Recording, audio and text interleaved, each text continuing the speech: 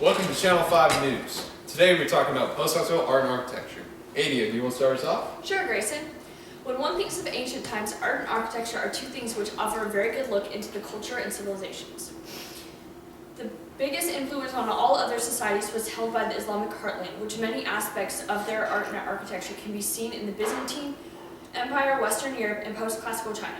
The societies that are closer to the Islamic heartland tend to share more similarities with it, and as the scope of things widens out, the bold differences start to take shape. When comparing the arts and architectures of post-classical civilizations, one can see differences and similarities between the Islamic Empire, Byzantine Empire, medieval Western Europe, and post-classical China. Before we dive into the realm of comparing post-classical societies to Islam, let's talk about what makes Islamic art and architecture unique. Islamic art features beautiful calligraphy, complicated geometric designs, and world-renowned rugs, to name a few. The Abbaside was known for its outstanding pieces of literature, which consisted of everything poetic musings to accounts of mystical revelations. Some of the greatest post-classical authors come from this area, whose works provide a better understanding of what life was like during these times. The architecture of Islam, characterized by elaborate mosques and palaces which featured arches, domes, and geometric patterns, made out of tiles to fill the walls of these places. Religion played a large role in Islamic architecture, as mosques were oriented in such a way that they always faced in the direction of Mecca, the holy city of Islam. Now we've established a basis of what Islamic art and architecture encompass, we can start to look at the societies that it influenced. Hi, this is Jakob with Channel 5 News, and before we dive into the realm of comparing these post-classical civilizations, let's establish a basic idea of where they are. If you look here, this is where Western Europe would have been during the post-classical time. This is where the Byzantine Empire would have been during the post-classical time, and this is where the Islamic heartland would have been during the post-classical time. And this is where the Chinese dynasties would have been during the post-classical time. And here's a more accurate picture of these locations. Now to Jacob, who's in Constantinople Live, who will tell us about the Byzantine Empire. Let's talk a little bit about the architecture in the Byzantine Empire. It was characteristic by arches and domes. And in 1453, when the Muslims invaded Constantinople and took over Hagia Sophia, they converted it into a mosque, which is why there's the minarets, which is where, as stated before, is where the faithful were called to pray. Now let's go inside to take a look at the art. As you can see behind me, there's an example of Byzantine art, which was defined by icons from the Bible or just any Christian religious text. And yeah, back to you in the studio, Grayson. Jacob, now let's compare Byzantine and Islam's art and architecture. Alright, both were greatly influenced by the Hellenistic culture that preceded them, such as arches and domes. They also were, since they're very close to each other geographically, they shared and took from each other in art and architecture and had the same areas. Both were centered around religion, as their churches and mosques were both of monumental stature and greatly showed the style of this time. A good example of the exchange between the societies can be seen at the Dome of the Rock, which was constructed by the Muslims, who then invited Byzantine artists in to decorate it. Now let's talk about the differences between the Byzantine Empire and the Islamic heartland. The most important religious text in Islam, the Quran, condemns the practice of idolatry. However, the Byzantines represented religious figures through icons, which the Muslims condemned. The Muslim accusation that Christians were idol worshippers led to the iconoclasm, which was a big fight between either having idols or not. Before the Muslims took over Constantinople in 1453, major cathedrals didn't feature minarets. When they did, however, this became a feature of the converted mosques. Minarets being towers they pray from. Muslim art portrayed Islamic religious ideologies, while Byzantine art portrayed Orthodox Christianity. With the two different religions, both the art and architectures had very different, varied styles and qualities that they each had. With our next civilization being in Western Europe, let's move back to Jacob in Paris. So behind me is the Notre Dame Cathedral, and as you can see, as Gothic architecture was, it is very tall and ornately decorated. And there's also a window in the middle which is adorned with stained glass, which depicts religious stories and other things. And now we're going to go inside to take a look at the art inside the church. Now we are inside of the Notre Dame Cathedral. And if you look behind me, you can see the colorful stained glass, which, as I said earlier, depicts scenes from the Bible, etc. And there is also, you can see the Romanesque influences in the columns behind me, and also there is carvings in the wall of figures. And yeah, back to you guys in the studio. Thank you, Jacob. Moving on to medieval West Europe, we start to see the waning influence that Islam possessed the further they moved away from the Islamic heartland. Medieval Europe borrowed mostly from the Byzantines. To start off, let's take a look at similarities between medieval West Europe, the Byzantine Empire, and Islam. The most profound similarity between all of them is that religion played a huge role in their art and architecture. The art and architecture was depicted all the different stories and people from the biblical stories that they had.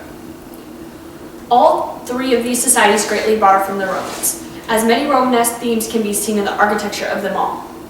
Artists in both the Byzantine Empire and medieval West Europe depicted scenes that resembled those out of the Bible. For example, both Byzantines and Western Europeans depicted the crucifixions. Their favorite way of depicting these scenes was through stained glass or carvings within the cathedrals. Now let's take a look at the differences between them.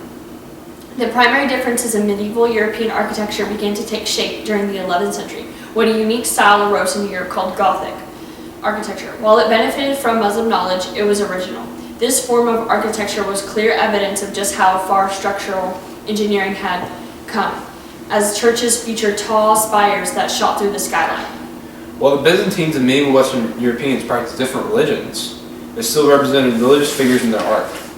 This was condemned by the Muslims, as they did not represent religious figures in art, as you can see in the iconoclasm. Western European art and architecture was influenced by the Italian Renaissance, while the Byzantines and Muslims were not as greatly influenced by this. Now we're going to move to our final civilization, and that's going to be China. Behind me is a pagoda here in China, and these were characterized by being very symmetrical and their design being very balanced. And they also, if you look in the roofs, you can see that the corners are very upturned and ornated with carvings. And the building material of pagodas normally consisted of wood. And now let's take a look at Chinese art. This is a Chinese landscape painting, which is characterized to symbolize harmony of nature and just balance, which were big principles for Confucianism, Taoism, and Buddhism. And another difference we can see is, well, not a difference, just a difference in style, is how Chinese landscape paintings and all Chinese art were different to the mosaics of the Western world. Back to you guys in the studio. Thank you, Jacob. Now let's see what geographical isolation can do to a society, as we take this to the easternmost part of Asia, China. While the similarities are very vague, it's hard to deny that they exist. While Buddhism's influence in architecture began to wane under the rule of Emperor Wuzong, it goes back to show how religion played a key role in determining architectural styles. Even after the repression of Buddhism, ideology such as Confucianism and Taoism would take its role in influencing the art and architecture. When comparing the Buddhist pagodas and the Gothic-style cathedrals of medieval West Europe, aspects of the two are very similar. Both reach high into the sky and were decorated with carvings on the outside walls. China is by far the most diverse from the others, as it developed in almost complete isolation. Until the Mongols united most of Asia and Europe, the isolation would not change.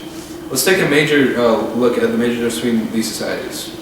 The biggest difference can be seen in the art of the Chinese, as it was not centered around religion. The art of both the Song and Tang dynasties depicted urban scenes, court life, and beautiful landscape paintings, while that of the Byzantines and medieval Western Europeans tried to convey strong Christian ideologies through their art.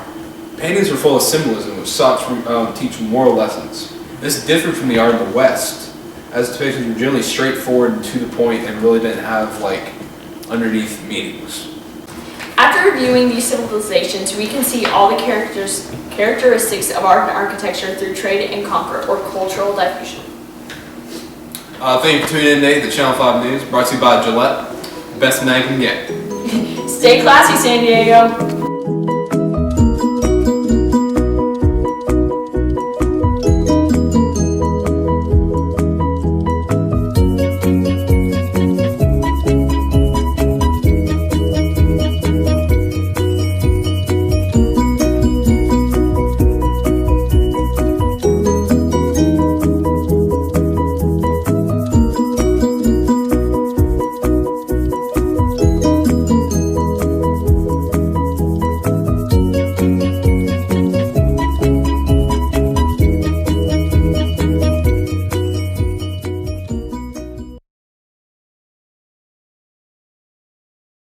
the post-classical societies to that of Islam. Let's talk about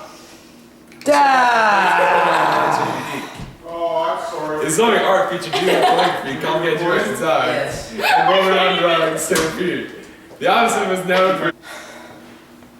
Don't record it. I need to like this. Okay. Welcome to Channel 5 News. Today we're talking about post-classical art and architecture.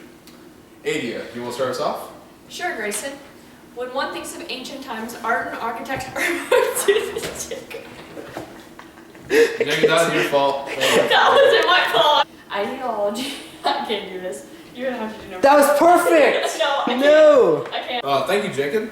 Now let's compare Byzantine and Islam. I'm so sorry. Where are we? Alright.